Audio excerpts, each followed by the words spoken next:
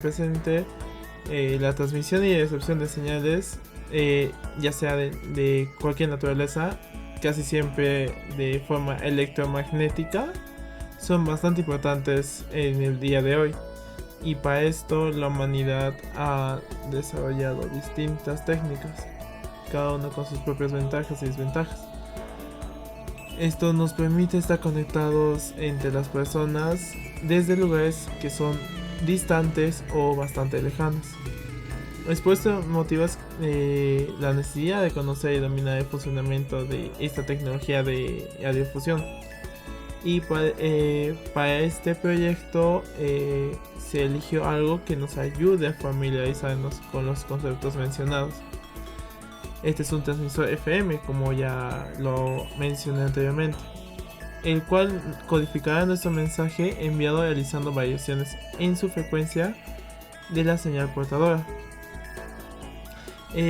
Para cumplir con todos los requisitos en este proyecto, lo que necesitamos saber son conceptos acerca de osciladores de baja frecuencia, de alta frecuencia y de frecuencia variable.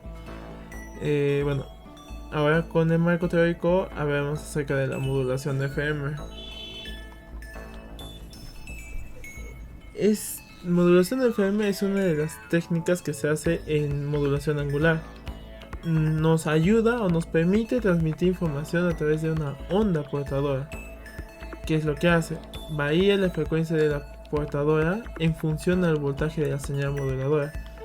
Como vemos en la imagen, se ve claramente lo que es la modulación FM.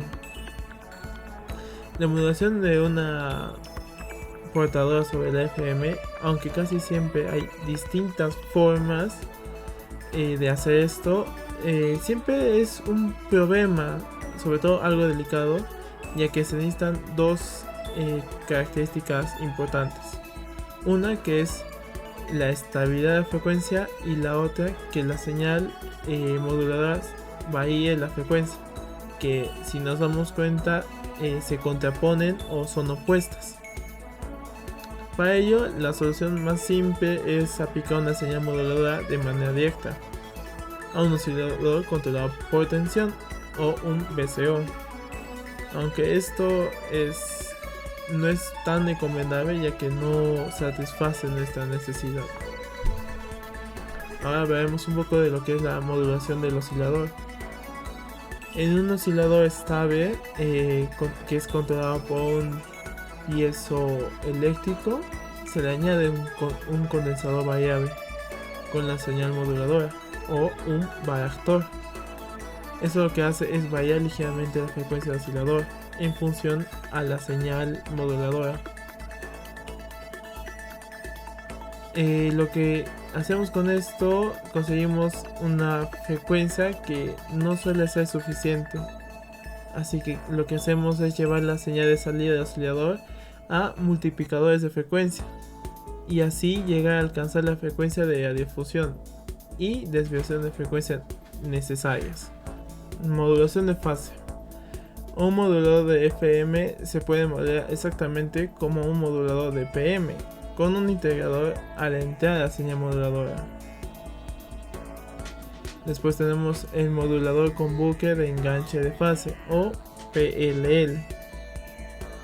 En este caso incorporamos a nuestro VCO que anteriormente mencionado, pero ahora lo que sea diferente es de que su salida se compara con la frecuencia de referencia y así obtenemos una señal de error, de modo que se tiene una alimentación negativa para minimizar dicho error.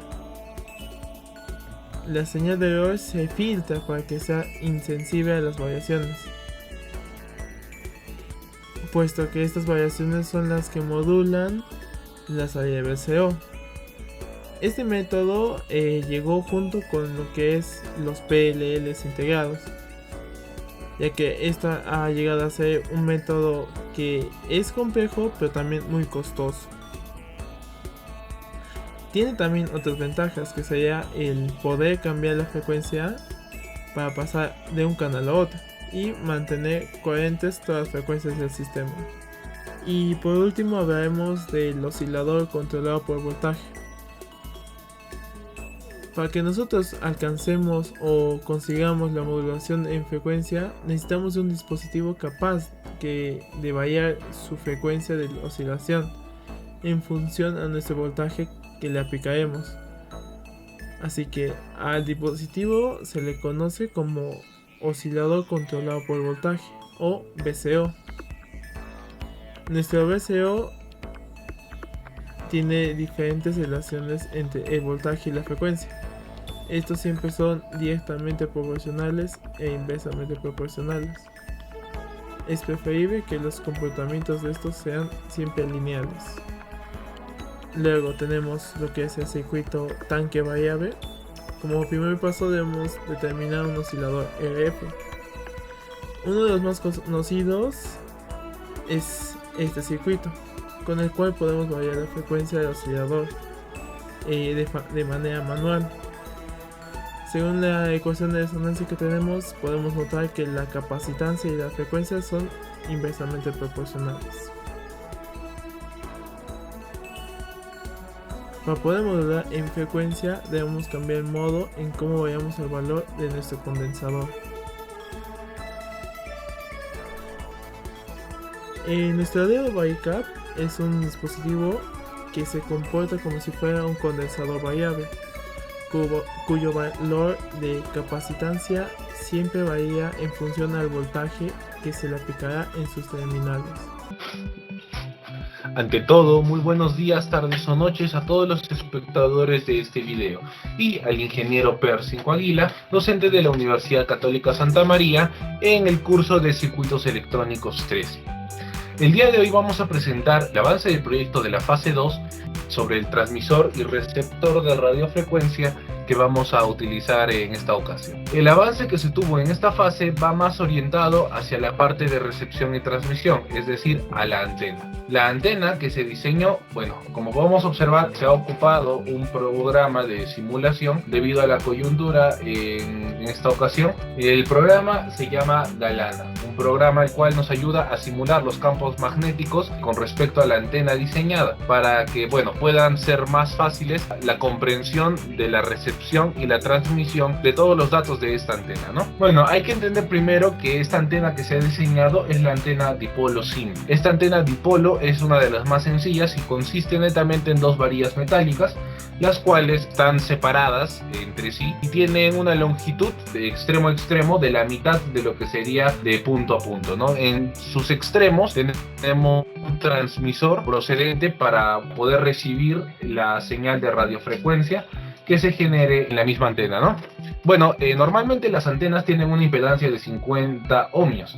En este caso, esta antena tiene una impedancia neta de 75 ohmios. Y bueno, la longitud física se puede calcular mediante dos maneras, ¿no? Delta medios, que bueno, se puede hallar el delta mediante una frecuencia central o directamente 150 sobre la frecuencia central. Y esto debido a que normalmente es recomendable utilizar una varilla con una longitud acortada en 5% con respecto a la longitud teórica que nos dan las antenas de dipolo, ¿no? Bueno, esto más que todo se da para tener un mejor comportamiento ante condiciones de resonancia. Así que bueno, el cálculo básicamente funciona la frecuencia central, bueno, es frecuencia máxima menos frecuencia mínima entre 2, ¿no? Un simple promedio matemático para calcular la longitud de onda más adelante, que bueno, en este caso va a ser el delta, la longitud de onda, que funciona mediante el cálculo de 300 kilos sobre la frecuencia central que nosotros vamos a obtener. Esto se hacía antiguamente para hacer pruebas y calibraciones mediante la antena, ¿no? Ir acortando, ir agrandando la antena dependiendo de la transmisión que se pueda realizar. En este caso, este programa nos ayuda a cortar ese proceso, a tener todos los datos de esta antena y todas las mediciones externas en cuanto a campos magnéticos que se generen directamente en este programa. Obviamente con algunos fallos, sabiendo, ¿no?, que es un programa de simulador. Así que bueno, pero igual, vamos a mostrar en esta parte el diagrama 2D de nuestro campo. En este caso podemos observar que el diagrama es oblicuo entre sí y a la vez en el eje Y se comporta de manera espejo, ¿no? Y bueno, como podemos observar, su frecuencia es de 74 MHz, lo que quiere decir es que la recepción de esta antena es a esa frecuencia, ¿no? Podemos observar todos los parámetros extra. Hemos tomado una impedancia tanto real como imaginaria, en este caso una impedancia reactiva, para bueno, poder hallar el SWR, que bueno, se supone que debe ser 75 ohmios, ¿no?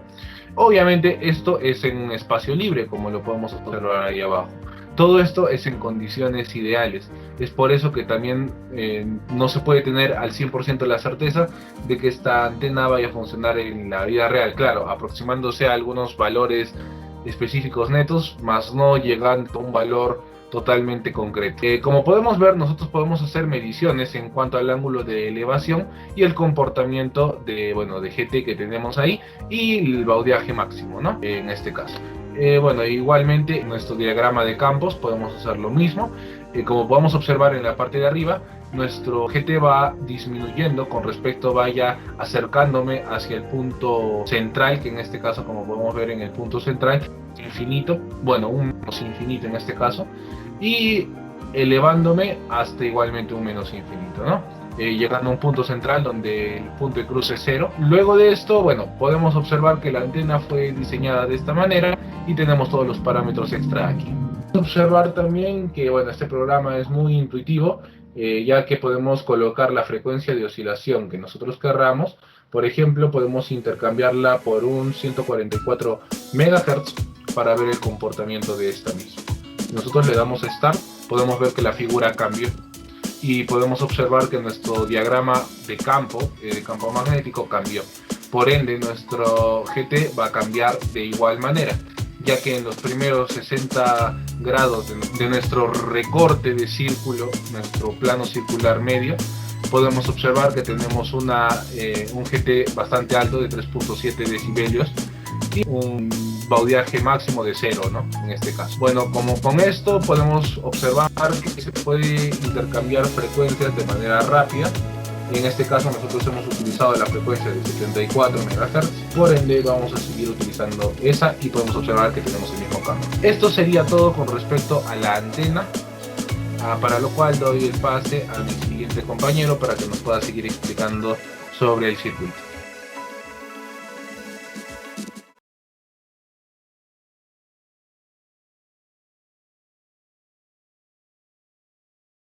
Vamos a medir la frecuencia de este circuito. En el canal A vamos a medir la salida de la antena. Vamos a dar pausa. Ya podemos ver que el voltaje en el canal A es de 23.983, que vendría a ser la potencia de 3,9 vatios. En el canal B podemos ver la señal recuperada. En este caso sería 28.220, que sería la potencia 15.7 vatios.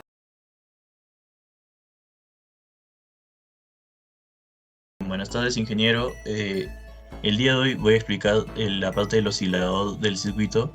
Como podemos observar, tenemos la parte de un OCB, el cual está conectado a la entrada de un micrófono, que en este caso lo hemos representado como un generador de señal. Y tenemos este par de transistores que funcionan como un oscilador estable, el cual nos da una frecuencia de oscilación de aproximadamente 56 MHz. Y tenemos aquí un tanque, como ya lo mencioné, un tanque LC, el cual nos da una frecuencia, el cual gobierna la frecuencia de oscilación de este par de transistores. Bien, en este oscilador, como podemos observar, tenemos también la configuración en DC de estos dos transistores, los cuales son de transistores que están en espejo. Como podemos observar, es el mismo transistor que tenemos en la parte de amplificación. Y también tenemos este par de bobinas de choque, las cuales evitan que el sistema total interfiera con la parte de oscilación del circuito. Esto nos permite desacoplar o acoplar una señal. Y por ejemplo, si conectamos a este punto una antena y a este punto conectamos otra, podríamos ingresar la señal por este canal y tendríamos una señal de entrada por este otro. Esto nos permite ocupar el modulador o demodulador según sea correspondiente. Bien, a continuación veremos cuál es la señal que gobierna este oscilador estable, además de la señal que proviene del preamplificador de RF. Como podemos observar, bueno, el sistema aún no ha llegado a su punto estable, pero ya vemos que tenemos una señal prácticamente cuadrada, la cual, bueno, si bien tiene picos, pero estos picos son menores, es una señal pseudo cuadrada con un pequeño escalón, y tenemos una señal oscilante. Bien, esta señal oscilante es la señal portadora, mientras que la señal cuadrada que obtenemos aquí, como pueden ver, ya el sistema se está estabilizando ligeramente más, entonces ya tenemos una señal prácticamente cuadrada como deseábamos. Esta señal cuadrada es la señal resultante de la modulación. Entonces, nosotros al juntar ambas señales podemos observar que la modulación sí está siendo realizada. Tenemos una amplitud aproximadamente de 18 voltios, mientras que tenemos una señal en la entrada que en este caso y en este caso es la señal azul, con un pico de 28.7 voltios, 28.7 voltios aproximadamente, y el pico inferior que solamente lo tenemos graficado en este otro osciloscopio, el cual proviene del VCO, el cual tiene un pico aproximadamente entre 15 y 17 voltios. ¿Qué quiere decir esto? Que si bien el VCO es eficiente, se pierde gran parte de la potencia en esta fase, ya que tenemos muchos componentes reactivos, los cuales desfasan e incluso causan pérdidas en las resistencias y por ende en la potencia final.